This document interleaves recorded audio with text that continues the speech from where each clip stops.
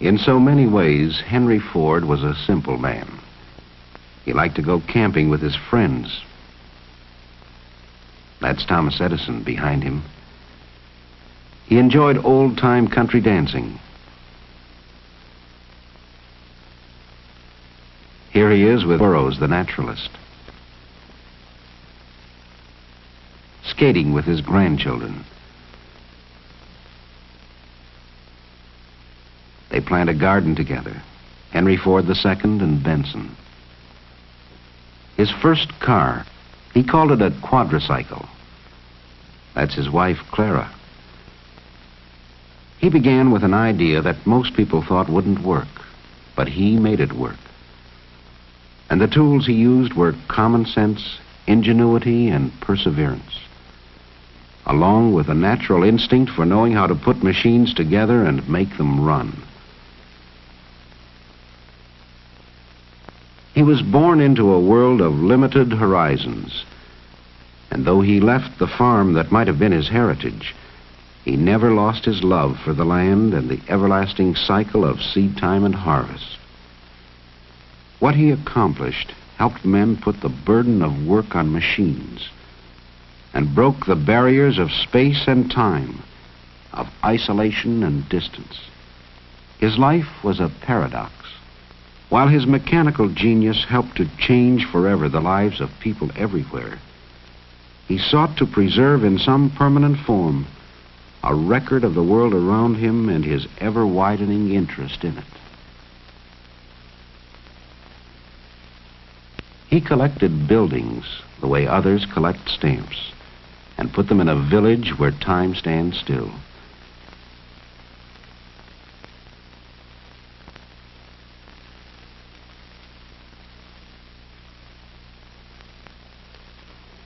He assembled acres of machines and put them under cover in a vast historical museum.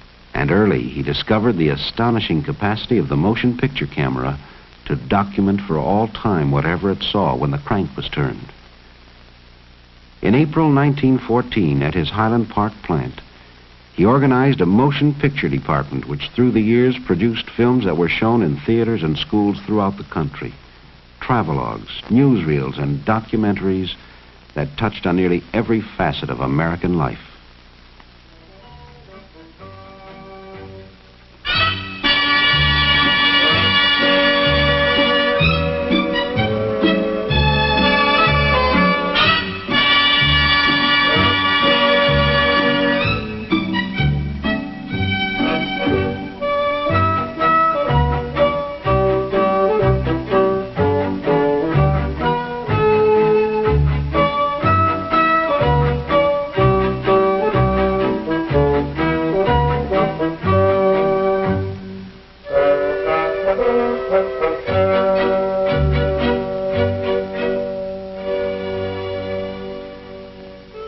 This is the way the country looks in the years before the First World War.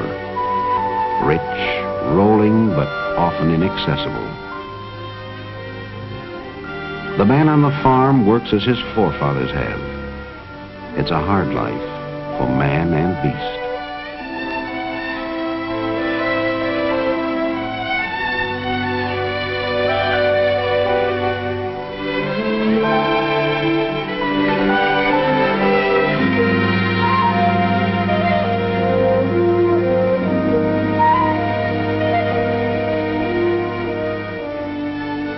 And a long day for the farmer's wife, too.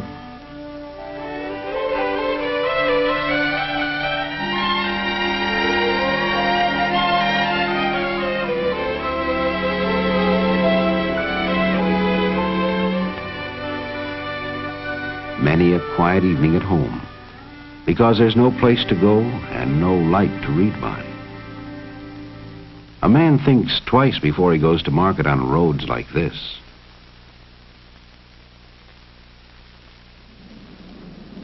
And sometimes he never even gets there.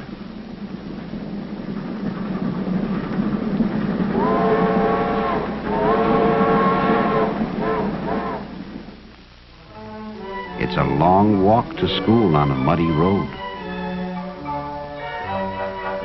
More fun to go by sleigh in the winter. During recess, there's time for a snowball fight. Of a climb up the old elm tree, if you've got the spunk for daring deeds like this.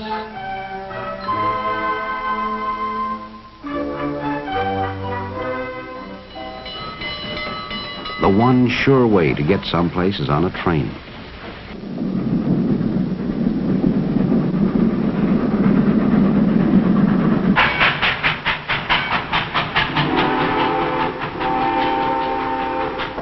But you can only go where the tracks go.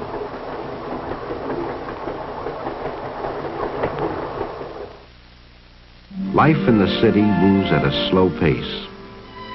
This is Pennsylvania Avenue in Washington. No trip to the Capitol is complete without a tour of the White House.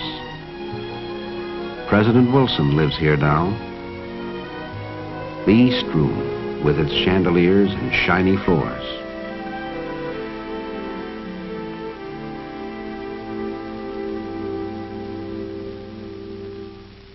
There's more hustle and bustle down at the market, Faneuil Hall in Boston, or in New York City on the Lower East Side.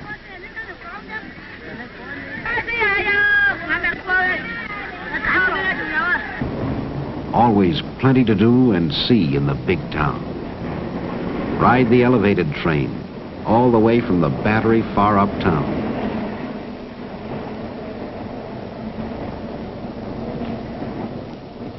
There's the Hippodrome, one of the big theaters in New York. Another way to see the city is a boat ride around Manhattan Island. All aboard. Watch out. Some city slicker may try to sell you the Brooklyn Bridge.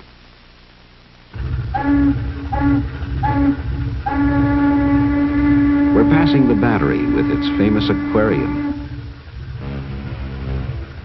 There's a Navy cruiser at anchor.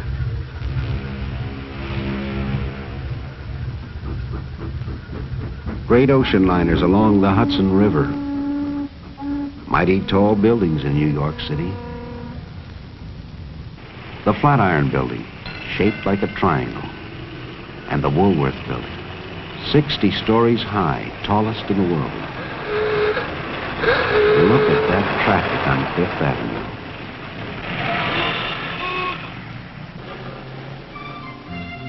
Kind of peaceful over on Riverside Drive. Grant's Tomb, always one of the favorite sights to see. Sunday in Central Park.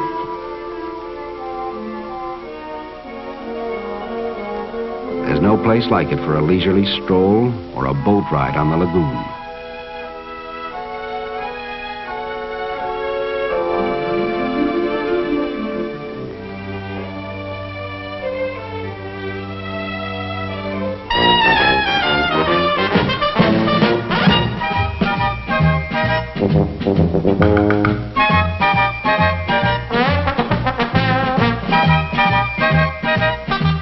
Thrills and spills at Coney Island.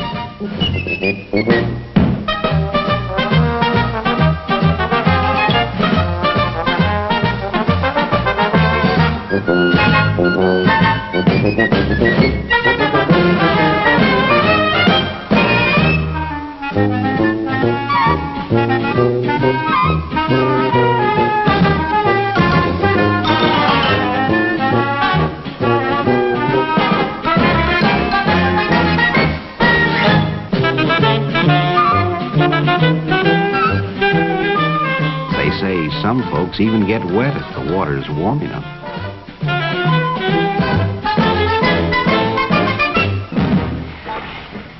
And where do we go on vacation once a year? Atlantic City, of course.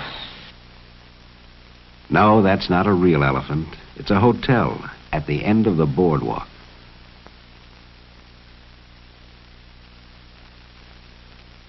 Look, they're waving out the elephant's eye. The Atlantic Ocean, and a few hardy acrobats. Most of the time we'll stroll along the boardwalk or ride along in the rolling chairs.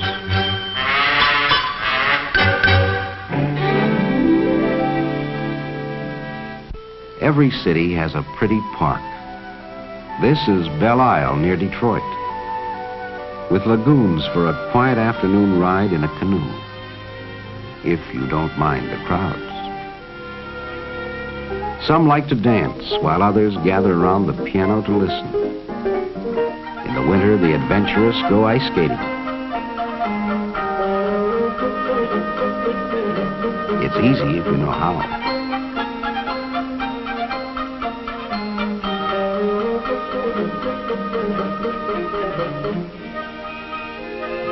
For the really daring, there's nothing like the thrill of an ice boat on a clear, cold day, or the fast track on a toboggan slide.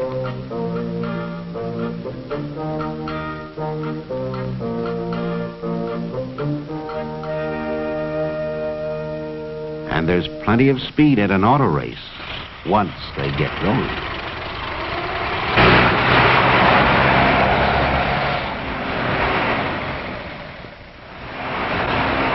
Buffalo Bill himself, William F. Cody, in his 71st year and straight as an arrow. It's 1916, and he's out on tour with his circus again. Indian war dances and bucking broncos.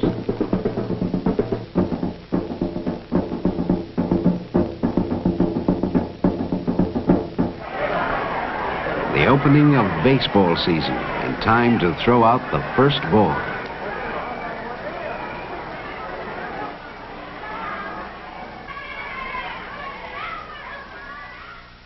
Snapshots of other people we know. John Burroughs, the naturalist, waves to admirers. Luther Burbank, an expert in horticulture. In his experiments, he's removed the spines from the cactus. Says it's good to eat, too. We'll take his word for it. Thomas Edison in San Francisco in 1915. He's out for a drive with his wife and Mr. and Mrs. Harvey Firestone.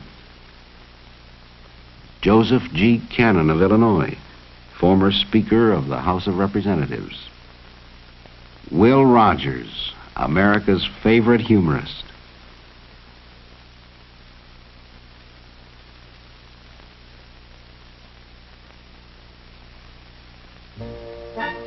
Out west, a few hardy souls visit Glacier National Park.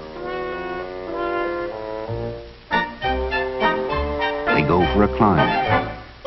A little short on equipment, but strong in spirit.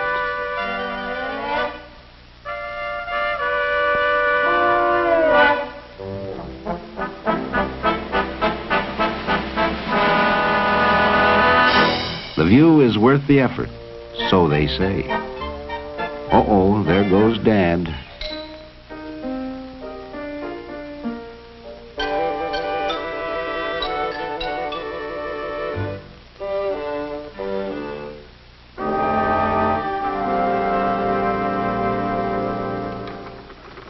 It's not all play. There's still work to be done, and no limit, it seems, to our natural resources.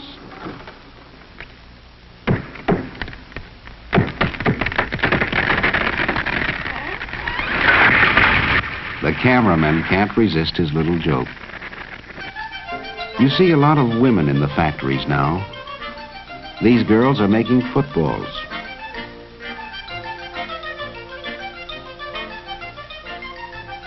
And these are making hats.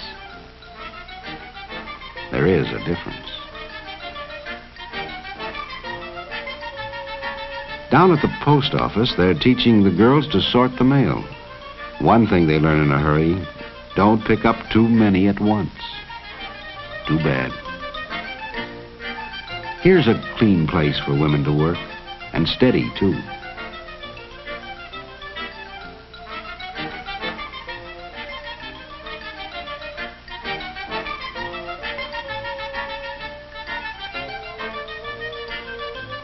Some men change their collars twice a week.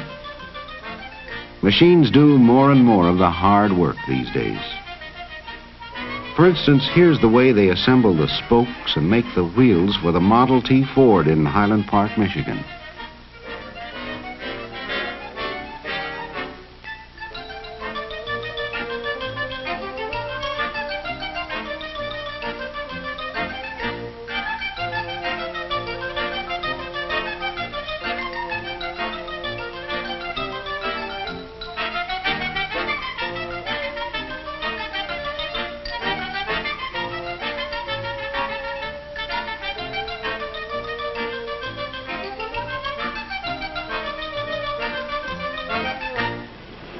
The 8-hour workday ends and the men go home, mostly by trolley.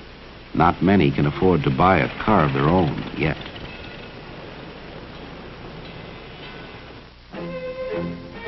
These men went home long ago, when the war between the states ended. But the hardy survivors, both blue and gray, still meet together once a year to renew old acquaintance. It's 1917, and they're camped at Vicksburg, Mississippi. What memories they must have. They have fought their war, while these raw recruits at Camp Custer in Michigan are being trained to fight another war.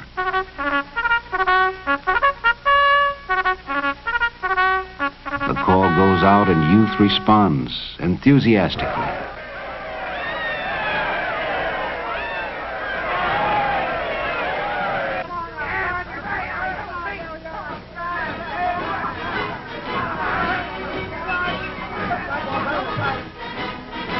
How can they know what lies ahead?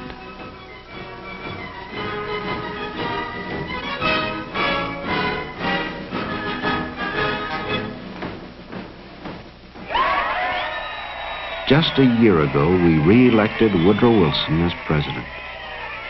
Now we're in a war we hope to avoid, but we're confident he'll lead us to victory.